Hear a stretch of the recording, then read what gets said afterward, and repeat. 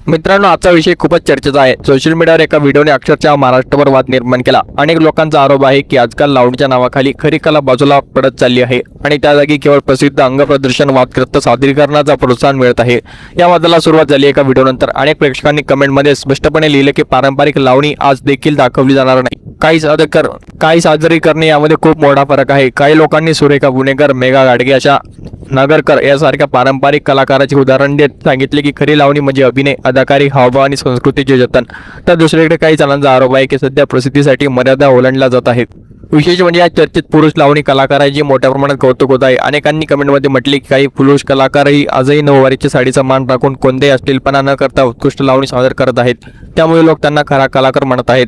पण इथे एक महत्त्वाचा प्रश्न उपस्थित होतो, जर लोकांना हे सगळे आवडत नसेल तर अशा कार्यक्रमांना गर्दी कोण करतं? व्हिडिओला लाखो व्ह्यूज, हजारो लाईक आणि शेअर कोण देतं? काही प्रेक्षकांची याच मुद्द्यावर बोट ठेवत म्हटलं की समाज स्वतःच्या अशा कंटलेला प्रसिद्ध देतो, नंतर त्यावर टीकाही करतो। दुसरीकडे काही लोकांचे म्हणणे आहे की कला बदलत असते, काळानुसार सादरीकरणाची शैली बदलते, त्यामुळे प्रत्येक गोष्टीकडे एका बाजूने पाहणे योग्य नाही। मात्र बहुसंख्य कमेंटमध्ये एकच भावना दिसून येते, लावणी मराठीची संस्कृती ओळख आहे आणि तिचा मूळ आत्मा जपला गेला पाहिजे।